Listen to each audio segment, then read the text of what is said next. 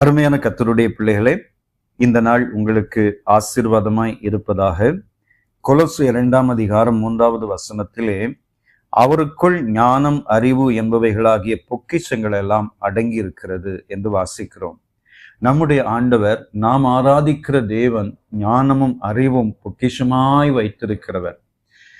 1 கொரிந்தியர் 1 அதிகாரம் 31வது வசனத்திலே நாம் வாசிக்கும் போது, அவரே தேவனால் நமக்கு ஞானமும் நீதியும் பரிசுத்தமும் மீட்புமானார் என்று வாசிக்கிறோம். இந்த உலகத்திலே ஒவ்வொரு காரியத்தையும் செய்வதற்கு நமக்கு ஞானமும் அறிவும் வேண்டும். படிக்கிற பிள்ளைகளுக்கு ஞானமும் அறிவும் இருந்தால் அவர்கள் வெற்றி பெறுவார்கள். வேலை செய்கிறதற்கேற்ற ஞானமும் அறிவும் இருந்தால் அதை செய்து முடிப்பார்கள். ஒவ்வொரு காரியத்திற்கும் இந்த ஞானமும் அறிவும் வேண்டும். நம்முடைய ஆண்டவர் அதை தம்முடைய பிள்ளைகளுக்கு, தம்மை தேடுகிற பிள்ளைகளுக்கு விசேஷித்த விதமாய் ஆண்டவர் கிருபையாய் கொடுக்கிறார். பாருங்கள், தானியேலுக்கும் அவருடைய நண்பர்களுக்கும் எழுத்திலும் ஞானத்திலும் அறிவையும் சாமர்த்தியத்தையும் கொடுத்தார் என்று சொல்லி தானியேல் 1 அதிகாரம் 17வது வசனத்திலே நாம் வாசிக்கிறோம். அடிமையாக்கப்பட்டிருந்த தேசத்திலே அவர்களை வித்தியாசப்படுத்தி காண்பிப்பதற்கு தேவன் விசேஷித்த கிருபையை ஆண்டவர் கொடுத்தார். அதே போல யோசேப்புக்கு தேவன் விசேஷித்த ஞானத்தையும் கிருபையும் ஆண்டவர் கொடுத்தார். பாருங்கள், இயேசு ஊழியம் செய்த நாட்களில் அவர் பேச்சிலே ஞானம் வெளிப்பட்டது, அவர் பேச்சிலே அறிவு வெளிப்பட்டது. இதையெல்லாம் வாசிக்கும் போது நமக்கும் இப்படிப்பட்ட கிருபை வேண்டும் என்று இந்த காலை நேரத்திலே நாம் ஜெபிக்கலாம். நம்முடைய பிள்ளைகளுக்கு விசேஷித்த ஞானமும் அறிவும் வேண்டும். நாம் வாழ்கிற இந்த கால சூழ்நிலைகளிலே நமக்கு ஒரு நல்ல ஞானமும் அறிவும் வேண்டும். நம்முடைய ஆண்டவர் அதை தருகிறார். இந்த காலை நேரத்திலே நாம் ஜெபிக்கிற போது இந்த உலகத்தில் வாழ்வதற்கான ஞானம், தேவனை அறிந்து கொள்வதற்கான ஞானம், வேத வசனங்களின் ஆழத்தை கற்றுக்கொள்கிறதற்கான ஞானம், நாம் பேசுகிறதற்கான ஞானம், நடக்கிறதற்கான ஞானத்தையும் அறிவையும் ஆண்டவர் நமக்கு கொடுப்பார்.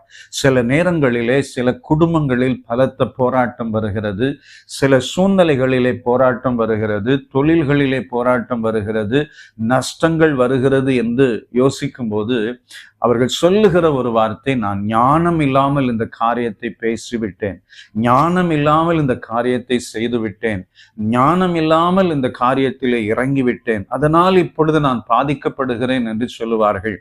தேவனாகிய கர்த்தர் தம்மை தேடுகிற பிள்ளைகளுக்கு விசேஷித்த ஞானத்தை கொடுக்கிறார்.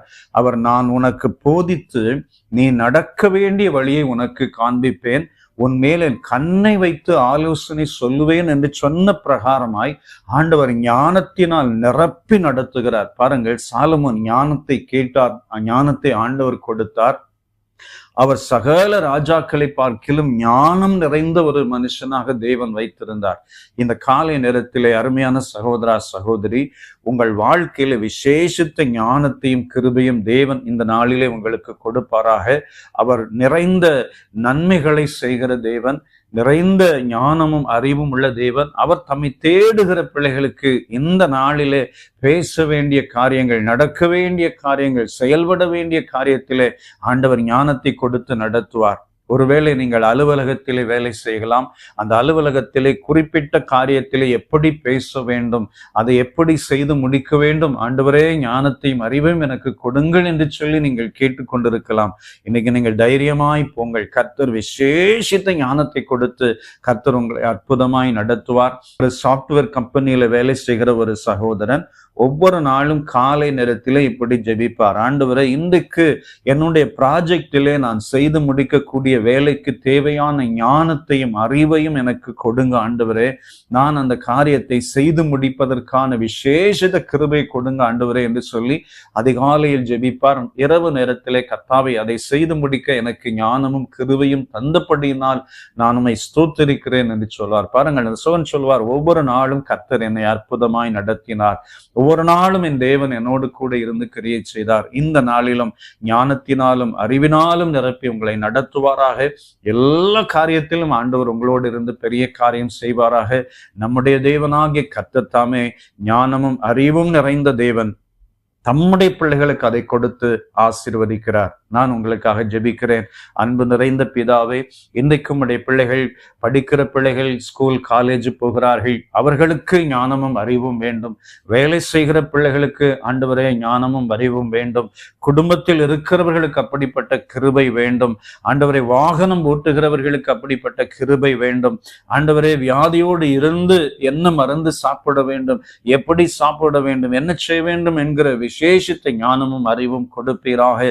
எல்லா காரியத்திலும் உம்முடைய பிள்ளைகளுக்கு விசேஷித்த கிருபையை கொடுத்து நடத்துவீராக. இந்த நாள் உம்முடைய பிள்ளைகளுக்கு ஆசீர்வாதமாய் இருக்கட்டும். இயேசு இரட்சகர் நாமத்தில் கேட்கிறோம் பிதாவே. ஆமென், ஆமென். God bless you. Amen.